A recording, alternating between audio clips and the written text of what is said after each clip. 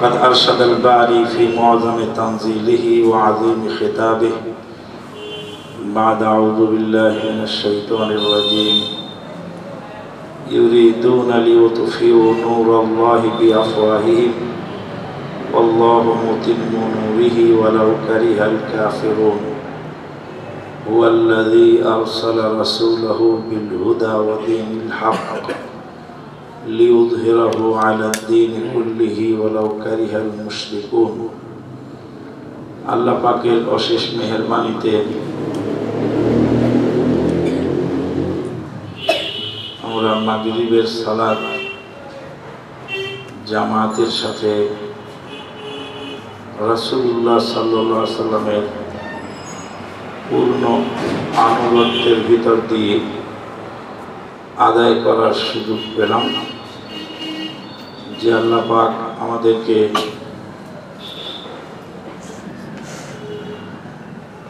জর্জরিত শিরক বেদাত মিশ্রিত এমন এক পরিবেশে আহলে হাদিস মসজিদে তথা কোরআন এবং সহিহ সুন্নাহ ভিত্তিক পরিচালিত মসজিদে আমাদেরকে জামাত পড়ার সুযোগ দিলেন, এটাই আল্লাহর হাজারো শুকর। আলহামদুলিল্লাহ। 1400 বছর পার হয়ে গেছে ইসলাম। রাসূলুল্লাহ সাল্লাল্লাহু আলাইহি সাল্লাম রেখে গেছেন সালাতে রাসূল। 1400 বছরের মধ্যে রাসূলের তরিকায় এই মাটিতে সালাত হয়েছে কিনা আল্লাহই ভালো জানে।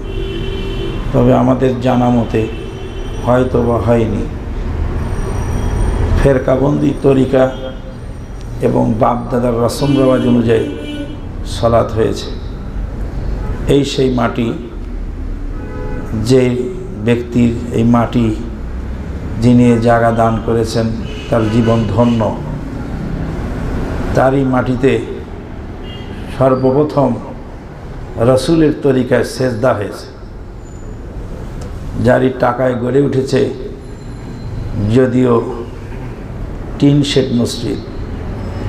জি হ্যাঁ, রাসূলের মসজিদ ছিল কাঁচা, ঈমান ছিল পাকা, সেজদা ছিল পাকা, রুকু ছিল পাকা। এখন মসজিদ খুব সুরম্য বিল্ডিং, কিন্তু সেখানে রাসূলের তরিকা অধিকাংশ ক্ষেত্রেই নাই। রাসূলের তরিকায় সালাত আদায় না করলে সে সালাত বাতিল, সে যত সুন্দর সালাতই আদায় করুক না কেন। রাসূলুল্লাহ সাল্লাল্লাহু আলাইহি সাল্লাম বলছেন, সাল্লু কামা রাআইতুমুনি উসাল্লি। আমাকে তোমরা যেভাবে সালাত আদায় করতে দেখো সেভাবেই তোমরা সালাত আদায় করো। প্রচলিত সালাতে 2 রাকাত সালাত আদায় করতে কমপক্ষে 23 বার আল্লাহর নবীকে নাফরমানি করা হয়। প্রচলিত যেই সালাত দেশে চালু আছে আমাদের দেশে, এই প্রচলিত সালাতে কমপক্ষে 23 বার রাসূলুল্লাহ সাল্লামের নাফরমানি করা হয়। এটা তো আল্লাহর হাজারো শুকর। সেজদা দিলেই কি হয়ে গেল নাকি? ছোটকালে খুব আশা করে গেছিলাম ঢাকা শহরের চকবাজার শাহী মসজিদে জুমার সালাত আদায় করতে। বিশ্ববরেণ্য কারি ওবায়দুল্লাহ হাফেজাহুল্লাহ, ওনার পিছনে সালাত আদায়ের জন্য। এনেই তিনি, যার কণ্ঠস্বর ধ্বনিত হয়েছিল ঢাকার শহরে, যার আজানের ধ্বনিতে পুরা বাংলাদেশের মানুষ জেগে গেছিল, তিনি কারি ওবায়দুল্লাহ। তার অনন্য ব্যক্তিত্ব এবং অনুপম কণ্ঠস্বর গোটা বাংলার মানুষ কেন গোটা বিশ্ববাসীকে আলোড়িত করেছে। সেই কারি ওবায়দুল্লাহ সাহেবের পিছনে জুমার সালাত আদায়ের জন্য চকবাজার শাহী মসজিদে গেলাম। যাই দেখলাম যে নিচে তো মার্কেট আর উপরে মসজিদ। দোতলা মসজিদের উপরেই কবর।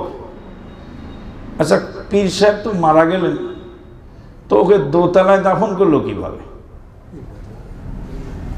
চকবাজার শাহী মসজিদে মাজারখানা, কবরখানা যে দোতলায়, ওটা তো আপনাদের জানা আছে অনেকেরই। তো দোতলায় কিভাবে দাফন হলো? মানুষ মারা গেলে মাটিতে দাফন হবে, কিন্তু চকবাজার শাহী মসজিদের দোতলায় মাজার হলো কি করে? একথা তো কেউ জিজ্ঞাসা করারও নাই, কেউ বলারও নাই, কেউ ভাবারও নাই। আমরা তো সালাত আদায় করলাম। আমি তো তখন ইসলাম ভালো বুঝি না। এখন যে কত আফসোস হয় যে একদিনের জুমা আমার বরবাদ হয়ে গেছে। কবরওয়ালা মসজিদে কিয়ামত পর্যন্ত সালাত নিষেধ, কবরওয়ালা মসজিদে সালাত হবে না। চিটাগাং যাওয়ার পথে একটা মসজিদ খুঁজে পেতে আমাদের খুব কষ্ট হলো, যেই মসজিদে কবর নেই। বরিশাল যাওয়ার পথে কবরবিহীন মসজিদ খুঁজতে খুঁজতে জামাতের টাইম চলে যায় ভাব। যদিও একটা মসজিদ পেলাম, সালাত শেষ করার পরে দেখলাম তার পাশে কবর রয়েছে। চিটাগাঙে যাওয়ার পথে তাই হলো। গাড়ি থামিয়ে ডাকপিয়ন হুজুরের কবর, দরগা শরীফ, ডাকপিয়ন হুজুর। তো ডাকপিয়ন হুজুর এটা আবার কেমন জিনিস? তো একজন বলে ইনি ডাকপিয়ন ছিলেন, মানুষের চিঠি নিয়ে আল্লাহর কাছে পৌঁছাতেন, এই জন্য উনি ডাকপিয়ন হুজুর। সেই ডাকপিয়ন হুজুরের মাজার মসজিদের সাথে আছে। কবরওয়ালা মসজিদে সালাত হয় না। রাসূলুল্লাহ সাল্লাম শেষ ভাষণে বলেছিলেন, লাআনাল্লাহুল, শেষ বক্তব্যে বলেছিলেন যখন তিনি মৃত্যুশয্যায় শায়িত, যার পরে আর তিনি ওঠেন নাই, অসুস্থ অবস্থায় শেষ নিঃশ্বাস ত্যাগ করেছেন, তারই পূর্ব মুহূর্তে বলছেন, লাআনাল্লাহুল ইয়াহুদা ওয়ান নাসারা, ইহুদি নাসারাদের উপর আল্লাহ লানত বর্ষিত হোক। ইত্তাখাযু কুবুর আম্বিয়াইহিম মাসাজিদ, তারা তাদের নবীদের কবরকে মসজিদ বানিয়েছে। তো যাই হোক, সিলেটের মাটিতে রাসূল সাল্লাল্লাহু আলাইহি সাল্লামের তরিকায় সালাত হবে, সেজদা হবে, রুকু হবে, যেটা একসময় কল্পনার বিষয় ছিল, সেই কল্পনার বিষয় যে আজকে বাস্তবে রূপায়িত হয়েছে, এটা আল্লাহ পাকের হাজার শুকর। যেই আল্লাহর বান্দা যার জমিনের উপরে রাসূলের তরিকায় সেজদা হয়েছে, যেই আল্লাহর বান্দার একটি টাকা, একটি বালুকণা, একটি ইট, এক টাকার সাহায্যে এই প্রতিষ্ঠানটা গড়ে উঠেছে, তার জীবন ধন্য, তার দান ধন্য, তার টাকা ধন্য, তার মাটি ধন্য। আল্লাহ পাক আমাদেরকে কবুল করুন, আল্লাহুম্মা আমিন। মাগরিবের সালাতে প্রথম রাকাতে সূরা ফাতিহার পরে যেই আয়াতগুলি পড়া হয়েছে, এই আয়াতগুলি যে সূরা থেকে পড়া হয়েছে, সূরাটির নাম হলো সূরাতুস সফ। সূরাতুস সফ, সাউ সুফুফাকুম, তোমাদের কাতারকে সোজা করে নাও। আমি প্রথমবার যখন সিলেটে এসেছিলাম তখন ইমাম সাহেব বলছেন, ডানে বামের দেখা সব ঠিক করুক্কা, ডানে বামের দেখা সব ঠিক করুক্কা। তা আমি বুঝলাম যে সব ঠিক করুক্কা মানে সব ঠিক করেন। প্রফেসর মোবারক আলী সাহেব বলছেন, করে করুক্কা, না করে না করুক্কা। আল্লাহু আকবার। তো সব মানে কাতার। এই যে কাতারবন্দি হওয়া, জামায়াতবদ্ধ হওয়া, ঐক্যবদ্ধ হওয়া, পরস্পরে মিলে চলা, এর গুরুত্ব প্রকাশ করার জন্য আল্লাহ পাক একটি পূর্ণাঙ্গ সূরা নাজিল করেছেন। আজকাল কিছু মানুষ বলে থাকে যে সাংগঠনিক জীবনটা ঠিক নয়। জি না, মানুষ যে মুসলিম জাতি ঐক্যবদ্ধ হবে, ইন্নাল্লাহা ইউহিব্বুল্লাযীনা ইউকাতিলুনা ফী সাবিলিহি সাফফা, আল্লাহ পাক তাদেরকে পছন্দ করেন যারা আল্লাহর রাস্তায় সংগ্রাম করে, বিচ্ছিন্ন নয়, কাতারবন্দি হয়ে। তো যাই হোক, এক আর একের যোগ করলে 2 হয়, আর একের সাথে 1 লাগালে 11 হয়। এক আর একের যোগ করলে হয় 2, আর একের সাথে একের পিঠে 1 লাগালে 11 হয়। 2 জন মুসলিম 2 জায়গায় কাজ করে, 2 জনের কাজ হয়। কিন্তু 2 জন মুসলিম যদি পাশাপাশি দাঁড়ায়, 11 জনের কাজ হয়। ওর পাশে যদি আরেকজন দাঁড়ানো যায় তাহলে 111 জন হয়। তার পাশে যদি আরেকটা দাঁড় করা যায়, আরেকটা 1, 4টা 1কে একসাথে কাতার করে রাখলে, সাইড করে রাখলে 1111 হয়ে যায়। 50,000 ইট যদি রাস্তায় ফেলে রাখা যায়, ওটাকে বিল্ডিং বলা হয় না, ওর দ্বারা উপকৃত হওয়া যায় না। 10,000 ইট যদি একটার সাথে একটা গেঁথে সুন্দর করে বিল্ডিং বানানো যায়, সেখানে মানুষ উপকৃত হয়। এই সূরা সফের মধ্যে আল্লাহ পাক কয়েকটি কথা বলছেন। আল্লাহ পাক বলছেন ইউরিদুনা লিউতফিউ নূরাল্লাহি বিআফওয়াহি। ইহুদি নাসারারা চায় আল্লাহর নূরকে মুখের ফুৎকারে নিভিয়ে দিতে। আল্লাহু মুতিম্মু নূরিহি, আল্লাহ পাক তার নূরকে স্থায়িত্ব দান করবেন। ওয়ালাউ কারিহাল কাফিরুন, যদিও কাফেরেরা তা অপছন্দ করে। আজকে দুঃখজনক হলেও সত্য, গোটা বিশ্বে ইহুদি নাসারার এজেন্ডা বাস্তবায়ন করার জন্য ইহুদি নাসারাদের এজেন্ট সারা বিশ্বে কাজ করে যাচ্ছে। তারা মুসলিম ঘরের সন্তান, তারা মুসলিম ঘরের সন্তান। যারা ইহুদি নাসারার টাকা খেয়ে বলতে পারে যে নবীর বেটি ফাতেমা আমার স্ত্রী, 100 কোটি টাকা দিয়ে ম্যানেজ করা হয় এই সমস্ত লোক। ইহুদি নাসারার লবি থেকে 100 কোটি টাকা দিয়ে এক একটা ব্রেন কেনা হয় 100 কোটি টাকা দিয়ে। তারা ইহুদি নাসারার এজেন্ডা বাস্তবায়ন করার জন্য ইহুদি নাসারার যে কথাটা সেটাই বলে বেড়াচ্ছে। কেউ বুঝে বলে আর কেউ না বুঝে বলে। গোটা বিশ্বে অমুসলিমদের মধ্যে আলোড়ন সৃষ্টি করেছে। লক্ষ লক্ষ অমুসলিম ইসলামে দীক্ষিত হচ্ছে যে ডাক্তার জাকির নায়েকের তালিম তরবিয়াতে। সেই ডাক্তার জাকির নায়েকের বিরুদ্ধে এক শ্রেণীর আলেম ওলামা সকাল বিকাল আদা পানি খেয়ে লেগেছে। হয় ইহুদিদের টাকা খেয়ে তারা বলতেছে, নতুবা ইসলাম সম্পর্কে না জেনে না বুঝে মন্তব্য ছুঁড়ে মারছে। দুটার একটা হবে। লক্ষ লক্ষ বেদিন লোক যার দ্বারা হেদায়েত প্রাপ্ত ইসলাম গ্রহণ করছে, তিনি আবার ইহুদিদের দালাল হলেন কি করে? দিন রাত 24 ঘন্টা কোরআন সুন্নাহর প্রচার করা হয় পিস টিভিতে। 1 সেকেন্ডের জন্য সেখানে কোনো গান বা সেখানে কোনো বাদ্যযন্ত্র বা সেখানে কোনো নর্তকী নাচানোর কোনো ব্যবস্থা বা কোনো দুনিয়ায় কোনো কোম্পানির অ্যাড, কমার্শিয়াল কোনো সিস্টেম সেখানে নেই।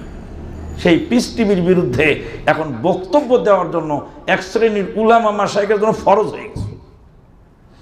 যে উলামা মাশায়েখ পিস টিভির বিরুদ্ধে বক্তব্য দিচ্ছেন, উনি কিন্তু স্টার জলসার বিরুদ্ধে একদিনও কথা বলেন না। উনি কিন্তু নর্তকী নাচানোর বিরুদ্ধে একদিনও কথা বলেন। এই ধরনের উলামায়ে মাশায়েখ দেশে যত তৈরি হবে আর যত সংখ্যায় বাড়বে, এদেশের মানুষ তত বেশি বিপদে পড়বে। আদর্শের মোকাবেলা আদর্শ দিয়ে করতে হয়, লাঠি দিয়ে কোনোদিন আদর্শের মোকাবেলা সম্ভব নয়।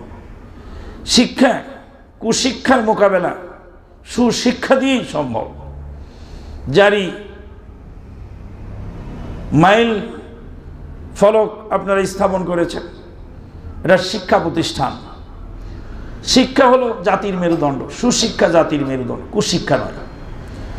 যেই মুফতি সাহেব বলেন যে ডাক্তার জাকির নায়েক ইহুদিদের দালাল, ওরকম মুফতি যদি আর 2-1 লক্ষ এদেশে তৈরি হয়ে যায়, তাদের ইসলাম জবাই করার জন্য মুফতিরাই যথেষ্ট। আপনারা এখানে শুরু করেছেন ছোট ছোট সরল মনা কচি কাঁচা, এরা নিষ্পাপ শিশু, ঘুমিয়ে আছে শিশুর পিতা। সব শিশুরই অন্তরে ভবিষ্যতের লক্ষ্য আশা মোদের মাঝে সন্তরে। আমরা নতুন আমরা করি নিখিল বন নন্দনে, ওষ্ঠে রাখা রাঙ্গা হাসি রেখা জীবন জাগে স্পন্দনে। এই ছেলেটি একদিন ইমাম ইবনে তাইমিয়া হবে, ওই ছেলেটি একদিন ইমাম বুখারী হবে, ওই ছেলেটি একদিন ইমাম আহমদ বিন হাম্বল হবে, ওই ছেলেটি একদিন ইমাম আবু হানিফা রাহিমাহুল্লাহ হবে। ওই ছেলের ভিতরে যে প্রতিভা আছে, ওই ছেলেটি একদিন এই দেশকে শিরক বেদাত মুক্ত করে তাওহীদের আলো জ্বালাবে ইনশাআল্লাহ। এই যে চারা গাছ রোপণ করে এর মধ্যে সিঞ্চন দিচ্ছেন, পরিচর্যা করছেন, এটা একটা বিরাট ব্যাপার। আল্লাহ পাক তালিম নিজে দিয়েছেন। আদম আলাইহিস সালামকে সৃষ্টি করার পরে নাক দিয়ে রুহ দিলেন, আদম আলাইহিস সালাম হাসি দিলেন, আল্লাহ পাক বলেন আলহামদুলিল্লাহ বলো। আল্লাহ পাক ডাইরেক্ট আমাদের আদি পিতা আদম আলাইহিস সালাম আলহামদুলিল্লাহ বলো। আল্লাহ পাকের শিখানো শব্দ। প্রথম দিন মাটির মানুষ মাটির মুখে বলেছিলেন আলহামদুলিল্লাহ। এই ছেলেদেরকে আমরা এখন শিখাই আলহামদুলিল্লাহ বলো, ইন্নালিল্লাহ বলো, আস্তাগফিরুল্লাহ বলো, ঘুমানোর দোয়া বলো, উজু করার দোয়া বলো। এই যে তালিম, আল্লাহ পাক সর্বপ্রথম ওহী নাযিল করেন ইকরা বিসমি রাব্বিকাল্লাযী খলাক, পড়ো তোমার প্রভুর নামে যেই প্রভু সৃষ্টি করেছেন। খলাকাল ইনসানা মিন আলাক। রাসূলুল্লাহ সাল্লাল্লাহু আলাইহি ওয়াসাল্লাম বললেন খায়রুকুম মান তাআল্লামাল কুরআন ওয়া আল্লামাহু, তোমাদের মধ্যে উত্তম সেই ব্যক্তি যে কোরআন শেখে এবং শেখায়। ইঞ্জিনিয়ার উত্তম, ডাক্তার উত্তম, প্রেসিডেন্ট উত্তম, প্রধানমন্ত্রী উত্তম, সেক্রেটারি উত্তম, জাতিসংঘের মহাসচিব উত্তম, সাংবাদিকতা উত্তম, অমুক পেশা উত্তম, তমক পেশা উত্তম। আল্লাহ নবী বলেন নেই, আল্লাহ রাসূল খাইরিয়াতের মাপকাঠি, উত্তম কল্যাণের মাপকাঠি দিলেন যে কোরআন শিখে এবং অপরকে শিক্ষা দেয়। এই বাচ্চাগুলি কোরআন তেলাওয়াত করে, মানুষ ঘুমিয়ে থাকে তখন কোরআন তেলাওয়াত করে। নাবালক শিশু যত কোরআন তেলাওয়াত করে নেকি কামাই করে, সব তার পিতামাতার নামে আমলে লেখা হয়ে যায়। কারণ তাদের অ্যাকাউন্ট চালু হয়নি, তাদের পাপ পুণ্যের রেকর্ড জারি হয়নি। নাবালক শিশু সাবালক না হওয়া পর্যন্ত তাদের পাপ পুণ্য লেখা হয় না, তাদের নেকির রেজিস্ট্রেশন চালু হয় না, রেজিস্টার চালু হয় না, তাদের নেকির অ্যাকাউন্ট চালু হয় না। নেকির অ্যাকাউন্ট চালু হয় কখন? সাবালক হওয়ার পরে। এই নাবালক বয়সে যত নেকি কামাই করে, যতবার সুবহানাল্লাহ বলে, যতবার আলহামদুলিল্লাহ বলে, যতবার কোরআন তেলাওয়াত করে, সব নেকি তার পিতামাতার নামায় আমলে, তার উস্তাদের নামায় আমলে, আর এই ডোনারদের নামায় আমলে, যেসব ডোনারেরা টাকা দিয়ে তাদের পড়ালেখার পরিবেশ সৃষ্টি করে দিয়েছে, তাদের নামে আমলে জমা হয়ে যায়। আজকে আমি আনন্দে খুব আবেগে আপ্লুত। এই সিলেটের মাটিতে কতদিন বাস স্ট্যান্ডে বসে বসে কেঁদেছি, একটা দাঁড়ানোর জায়গা পাইনি। এই সিলেটের মাটিতে কোনো একটা লোক বলেনি আমানুল্লাহ তুমি কখন আসছো, কোত্থেকে আসছো।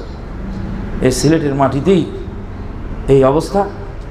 এখন আল্লাহর মেহেরবানিতে দিনী ভাইয়েরা বিভিন্ন জায়গায় দাওয়াতি কাজ করছে, যাদের পরিশ্রমের ফসল এগুলি, আল্লাহ পাক তাদেরকে অবশ্যই বরকত দান করবেন। ছোট্ট একটা ঘটনা বলে আমি আমার বক্তব্য সমাপ্ত করছি। আমি তখন সৌদি আরবের ধর্ম মন্ত্রণালয় ইসলামিক সেন্টার আল সুলাইতে কর্মরত। জরুরি এক দাওয়াতি প্রোগ্রামে তায়েফ সফরে গেলাম। সৌদি আরবের রাজধানী রিয়াদ শহরের ইন্টারন্যাশনাল এয়ারপোর্ট থেকে ডোমেস্টিক ফ্লাইট যোগে তায়েফ এয়ারপোর্টে ল্যান্ড করলাম। তায়েফ এয়ারপোর্টে নেমে এখন এয়ারপোর্টের গেট দিয়ে বের হতে গিয়ে দেখতে পাচ্ছি অনেক লোক আমাকে অভ্যর্থনা জানানোর জন্য এসেছেন। তার মধ্যে উম্মুল কুরা বিশ্ববিদ্যালয়ের একজন প্রফেসর আছেন। উম্মুল কুরা বিশ্ববিদ্যালয়ের জনৈক প্রফেসর, উম্মুল কুরা বিশ্ববিদ্যালয়ের একজন ছাত্র, আর বাংলাভাষী কিছু আমাদের দিনী ভাই, তারা গাড়ি নিয়ে অপেক্ষা করছেন তায়েফ এয়ারপোর্টের গেটে বাংলার নাখান্দা আমানুল্লাহ মাদানিকে রিসিভ করার জন্য। আমার তো মাথাই নষ্ট।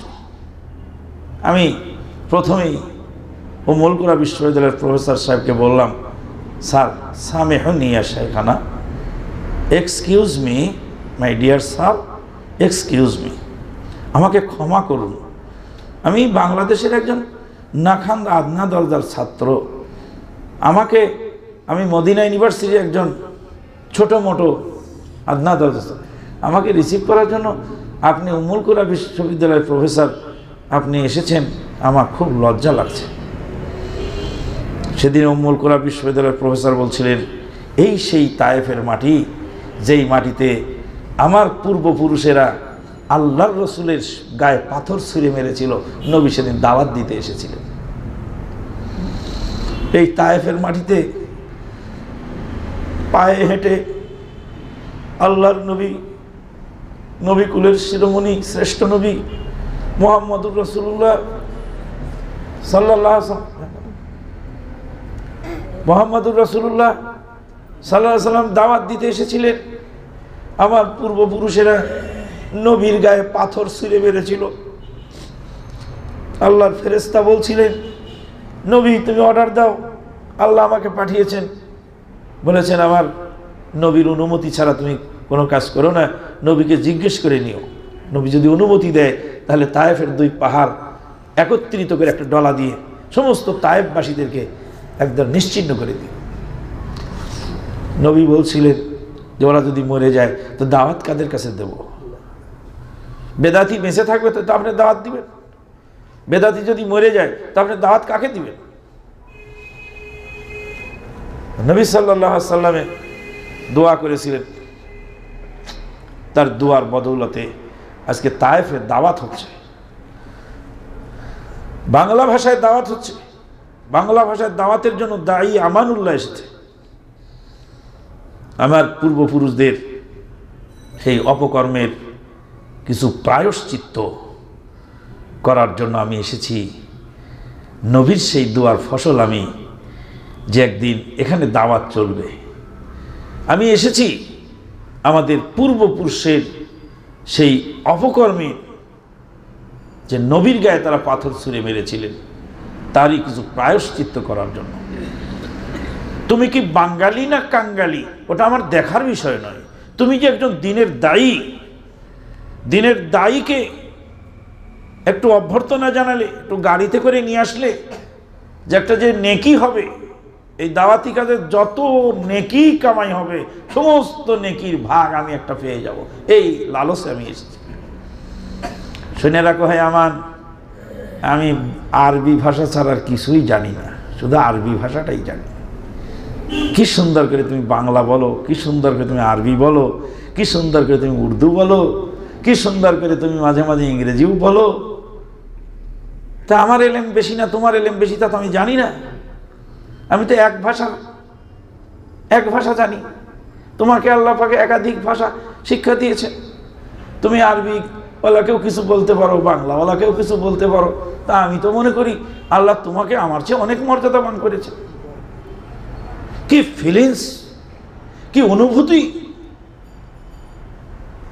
এলেম মানুষকে উপরে তুলে নিয়ে যায়, কোরআন সুন্নাহর এলেম মানুষকে উপর তুলে নিয়ে যায়। আল্লাহ পাক বলেছেন, ইয়ারফাউল্লাহুল্লাযীনা আমানু ওয়াল্লাযীনা উতুল ইলম দারাজাত। আল্লাহ পাক ঈমানদারদেরকে উপরে উঠায় নিয়ে যান, আর ঈমানদারদের মধ্যে যারা এলেমওয়ালা তাদেরকে আল্লাহ পাক আরো উপরে উঠায় নিয়ে যান। সেদিনে আজকের এই ছোট্ট ছেলেটি যে চাতক পাখির মতো চেয়ে আছে, কুসুমের মতো প্রাণ, ফুলের মতো জীবন, এই ছেলেটিরই অন্তর একদিন কোরআন সুন্নাহর আলো যেদিন জ্বলবে, তখন সারা বিশ্ববাসী তার আলো থেকে উপকৃত হবে। আল্লাহ পাক এই দোয়া আল্লাহ পাকের দরবারে রেখেই আমরা বিদায় আরজ করছি। ছোট্ট সোনামণিদেরকে বলবো, লান তাহসাবিল মাজদা তামারান ওয়া আনতা আকিলুহু ওয়া লান তাবলুগিল মাজদা হাত্তা তালাকা সাবিরা। কবি বলছেন, কশ্চিনকালেও ভেবো না যে মর্যাদাটা হলো খেজুর। মর্যাদাটা খেজুর মনে করো না বাবা, খেজুর খেলে মর্যাদাবান হওয়া যায় এরকম কিছু মনে করো না। বিষ বৃক্ষের বিষাক্ত বিষফল ভক্ষণ না করলে মর্যাদা হাসিল করা যায় না। কঠিন পরিশ্রম, কঠিন অধ্যবসা, দিন রাতের পরিশ্রমের ফসল আর ফল এই এলেম। যারা সালাফে সালিহিনগণ এলেম হাসিল করেছে, এক একজনের জীবনী পড়লে আমরা আশ্চর্য হয়ে যাই। ইমাম বুখারী রাহিমাহুল্লাহ ক্ষুধার তাড়নায় খাবার ফুরে গেছে, বাবলা গাছের পাতা ছিঁড়ে ছিঁড়ে খেয়ে তারপরে হাদিস সংকলন করেছে। ইমাম বুখারীর উস্তাদ আবু হাতেম রাজি, ইমাম আহমদ বিন হাম্বল, ইমাম ইয়াহইয়া বিন মাঈন, তারা তিনজন মিলে লোহিত সাগরের পারে রাস্তা হারিয়ে যাওয়ার পরে লোহিত সাগরের কচ্ছপের খুলি ভেঙে পাথর দিয়ে সেই কচ্ছপের মগজ ঘিলু ঝিনুক দিয়ে আঁচড়ায় খেয়ে জীবন ধারণ করে তারপরে হাদিস সংরক্ষণ করেছে। ইতিহাস কঠিন জিনিস। তো বাবা পরিশ্রম করে ছোট্ট একটা লোহা, ওটা ময়লা আবর্জনার মধ্যে পড়েছিল, ওই ময়লা আবর্জনার মধ্যে লোহার টুকরা পড়ে আছে, কোনো মূল্যই নেই। ওটা নিয়ে যখন আইসক্রিমওয়ালাকে দেওয়া হলো, তা আইসক্রিমওয়ালা 2 টাকা দামের আইসক্রিম দিয়ে লোহাটা নিয়ে চলে গেল। একটা লোহা ময়লার মধ্যে পড়েছে, ওর কোনো দামই ছিল না। ওটা আইসক্রিমওয়ালার কাছে গিয়ে কয় টাকা দাম হলো? 2 টাকা। ওই আইসক্রিমওয়ালা নিয়ে লোহার কামারের কাছে বিক্রি করলো, তখন লোহার কামার আবার ওটা কিনলো 10 টাকা দিয়ে। আইসক্রিমওয়ালার কাছে যায় দাম হলো কত? 2 টাকা। আর লোহার কামারের কাছে যায় কত দাম হলো? 10 টাকা। লোহার কামার এবার ওটাকে আগুন দিয়ে পুড়িয়ে, হাতুড় দিয়ে পিটিয়ে, ওটা দিয়ে যখন একটা সুন্দর একটা বটি বানালো, একটা দা বানালো, তখন ওই লোহাটার দাম হয়ে গেল 50 টাকা। সুবহানাল্লাহ। ময়লার মধ্যে ছিল, কোনো দামই ছিল না, ময়লার মধ্যে ফেলে দিয়েছে। ওখান থেকে টুকাই নিয়ে এসে আইসক্রিমওয়ালাকে দিলে 2 টাকা দাম হলো। আইসক্রিমওয়ালার কাছ থেকে কামারের দোকানে গিয়ে 10 টাকা দাম হলো। কামারের দোকানে আগুন দিয়ে পিটিয়ে, আগুন দিয়ে পুড়িয়ে আর হাতুড় দিয়ে পিটিয়ে যখন ওটাকে অস্ত্র বানিয়ে দিল, তখন ওটার দাম হয়ে গেল 50, 60 টাকা, 200 টাকা, 100 টাকা। এইসব ছেলেরা এরা রাস্তায় ঘুরে বেড়ায়, টোকাই। এরকমই ছেলে রেল স্টেশনে ঘুরে বেড়ায়, রেল স্টেশনে শুয়ে ঘুম পাড়ে। কেউ ওকে মারে, কেউ ওকে ধরে, কোথায় কোথায় যায়, বন জঙ্গলে যায়, আর বিলের মধ্যে শালুক কুড়ায়, আর রাস্তায় রাস্তায় ঘুরে, আব্বাও পেটে মাও পেটে, কেউ ওকে আদর করে না। ওই ছেলেটা ওখান থেকে উঠিয়ে চলে আসছে এখানে কিউসেট সেন্টারে, এখানে এসে পড়াশোনা করে। কয়েকদিন পরে বাড়িতে যায়, ওর আম্মা খুশি হয়ে ওর জন্য মুরগি জবাই করে। মাশাআল্লাহ। ওর জন্য আম্মা, এই ছেলেটা কয়েকদিন পরে আসছে, এই ছেলের জন্য কিছু খানা পাকাও। ও ছেলেটা চলে যাবে, আবার কয়েকদিন পরে ওকে একটু পিঠা বানায় খাওয়াও। ওকে দৈনিক সকাল বিকাল ওর বাপ আর ওর মা খালি মারতো আর মারতো আর বকতো আর বকতো। ও খালি রাস্তা রাস্তায় ঘুরতো আর যেখানে সেখানে মায়ের খেত। এখানে এসে একটু মর্যাদা হলো। উস্তাদে মাঝে মাঝে শাসন করেন, উস্তাদে মাঝে মাঝে চোখ রাঙান, উস্তাদের বেতের বাড়ি খেয়ে, হ্যাঁ, আস্তে আস্তে কিছু শিখতেছে। শিখতে শিখতে একদিন হবে বিরাট মূল্যবান ব্যক্তি। মাশাআল্লাহ। আমার উস্তাদ মাওলানা আব্দুল জলিল হাদিসে জিবরিল মুখস্থ না হওয়ার কারণে পিটতে পিটতে পিটতে পিটতে বেদ ভেঙে ফাতা ফাতা হয়ে গেল। আগে মারার খুব সিস্টেম ছিল, এখন মারার সিস্টেম কমে গেছে। যতদিন মায়ের ছিল ততদিন পড়াশোনাও হতো। মায়ের উপর কোনো ওষুধ নেই বাবা, মায়ের বড় কঠিন জিনিস। মায়ের উপরে কোনো ওষুধ নাই, এটা হলো মায়ের হলো 1 নম্বর মেডিসিন। তাই আমার এক ভাইকে বলছিলাম যে বেত চালানো শিখিয়েছেন মুসলিম জাহানের খলিফা ওমর ইবনুল খাত্তাব। মুসলিম জাহানের খলিফা ওমর ইবনুল খাত্তাব রাজ্য শাসন করতেন, বেত হাতে থাকতো, চাবুক থাকতো। মুসলিম জাহানের খলিফা ওমর ইবনুল খাত্তাবের হাতে থাকতো চাবুক। বিপদগ্রস্ত লোকদেরকে আটার বস্তা মাথায় করে পৌঁছিয়ে দিতেন। আবার দুষ্ট লোকের গায়ে চাবুক পিটাতে তিনি দ্বিধাবোধ করতেন না। তিনি ছিলেন মুসলিম জাহানের খলিফা। যে লেখাপড়া করবে তাকে আদর করব, যে লেখাপড়া করবে না তাকে চাবুক মারব নাকি? না, তোমাদেরকে চাবুক মারবো না ইনশাআল্লাহ, তোমরা এমনি ভালো। তারপরে কি হলো? ওস্তাদ বেদ ভেঙে গেল, আবার খুঁজতে গেলেন অন্য কোনো লাঠি সুটা কিছু আছে নাকি। আল্লাহু আকবার। পরের দিন হাদিসে জিবরিল মুখস্থ হলো, বিরাট বড় হাদিস। হাদিসের কিতাবে সবচেয়ে বড় হাদিস এটা জিবরিলের হাদিস, হাদিসে জিবরিল। বুখারী শুরুতেই আছে, আন উমর রাদিয়াল্লাহু তাআলা ক্বালা বাইনামা নাহনু জুলুসুন ইনদা রাসূলিল্লাহ সাল্লাল্লাহু আলাইহি ওয়াসাল্লাম জাতা ইয়ামিন ইসতালা আলাইনা রাজুলুন সাদিদুন বিয়াদুস সিয়াবে সাদিদুন সাদুস শারি লা ইউরা আলাইহি সালাত সাবার ওয়ালা ইয়ারিফু মিন্না আহাদুন হাত্তা জালাসালেন নবী সাল্লাল্লাহু আলাইহি ওয়াসাল্লাম ফাসনাদ রুকবাতাই ইলা রুকবাতাই ওয়াদা কাফাইহি আলা ফাকিদাইহি ওয়া ক্বালা ইয়া মুহাম্মদ আখবিরনি আল ইসলাম ক্বালা আল ইসলাম আন তাশহাদু আল্লা ইলাহা ইল্লাল্লাহ ওয়া আন্না মুহাম্মাদার রাসূলুল্লাহ ওয়া আন তুকিমাস সালাতা ওয়া তুতিয়াজ যাকাতা ওয়া তাসুমা রমাদান ওয়া তাহুজ্জাল বাইত ইন ইসতাতা'তা ইলাইহি সাবিলা ক্বালা সাদাকতা ফাযিলনা লাহু ইয়াসআলুহু ইউসাদ্দিকু ক্বালা ফাআখবিরনি আনিল ঈমান ওয়ালা আন তু'মিনা বিল্লাহি ওয়া মালাইকাতিহি ওয়া কুতুবিহি ওয়া রুসুলিহি ওয়াল ইয়াউমিল আখির ওয়াল কদরি খাইরিহি ওয়া শাররিহি মিনাল্লাহি তাআলা ক্বালা সাদাকতা ক্বালা ফাআখবিরনি আনিস সাআ ক্বালা ফাআখবিরনি আল ইহসান ক্বালা আন তা'বুদাল্লাহা কান্নাকা তারাহু ফাইন লাম তাকুন তারাহু ফাইন্নাহু ইয়ারাক ক্বালা ফাআখবিরনি আনিস সাআ ক্বালা মাল মাসউলু আনহা বিআ'লামা মিনাস সাইল ওয়ালা ফাখবারনি আন আমারাতিহা ক্বালান তালিদালামা তারাব্বাতাহা ওয়ান তারাল হুফাতাল্লাহ তাআলা তারিয়া শাইয়াতা তাওয়ালান ফিল বুনিয়ান থুম্মান তালাকা ফালাবিস্তু মালিয়ান ক্বালা লিয়া উমর ওয়া তাদরি মান ইসসাইলাল্লাহ কুলতু আল্লাহু ওয়া রাসূলুহু আলাম ক্বালা ফাইন্নাহু জিবরিল আতাকুম ইয়াল্লামুকুম দীনাকুম রাওয়াহু মুসলিম। একটা হাদিস, এত বড় লম্বা হাদিসটা মুখস্থ না হওয়ার কারণে উস্তাদ আমাদের পিটলেন, এমন পিটা পিটলেন যে বেদ ভেঙে একদম তছনছ হয়ে গেল। পরের দিন যে হাদিসটা মুখস্থ হলো, মরার আগ পর্যন্ত, মালাকুল মউত আসার আগ পর্যন্ত ভুল হবে না ইনশাআল্লাহ। গত বছর সেই মাওলানা আব্দুল জলিল সাহেবের কবরের পারে দাঁড়িয়ে আল্লাহর কাছে দোয়া করেছে, ও আল্লাহ, তোমার এই বান্দা এক বিস্কুট দিয়ে নাস্তা খেতেন, একটা বিস্কুট নিয়ে বসে নাস্তা খেতেন, একটা বিস্কুট। একজন মেহমান এসে, আসেন আসেন আসেন আসেন, নাস্তা খান আমার সাথে। ও হুজুর, আপনারই এক বিস্কুট, আপনি এক বিস্কুটের নাস্তা খান, আবার কাকে কি দিবেন?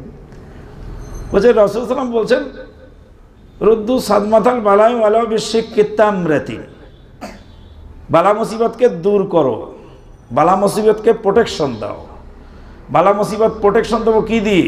বলে ওয়ালা বিশিক্কি তামরাতিন, খেজুরের এক খেজুর দান করার শক্তি যদি তোমার না হয়, তো খেজুরের অর্ধেক ভেঙে খেয়ে নাও আর অর্ধেকটা দান করে দাও। সুবহানাল্লাহ। তা আমি একটা বিস্কুট দান করার ক্ষমতা আমার নাই, আমার একটাই বিস্কুট নাস্তা খাওয়ার, অর্ধেক ভেঙে আমি খাবো, অর্ধেক আপনারে খিলাবো। এই সেই মাওলানা আব্দুল জলিল কবরে শুয়ে আছে, যার লাঠির বাড়িতে হাদিসে জিবরিল আমানুল্লাহর মুখস্থ হয়েছে, ও আল্লাহ, তুমি আমার উস্তাদ আব্দুল জলিলকে জান্নাতের খাদ্য পৌঁছায় দাও। এই দোয়াটা কি 1 কোটি টাকা দিয়ে কিনে পাওয়া যাবে?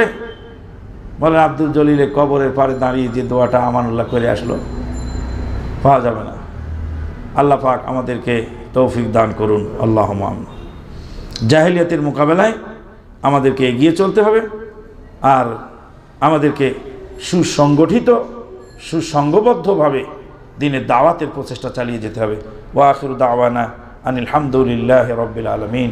সুবহানাকা আল্লাহুম্মা বিহামদিক, আশহাদু আল্লা ইলাহা ইল্লা আনতা আস্তাগফিরুকা ওয়া আতুবু ইলাইক। আসসালামু আলাইকুম ওয়া রাহমাতুল্লাহি ওয়া বারাকাতুহু।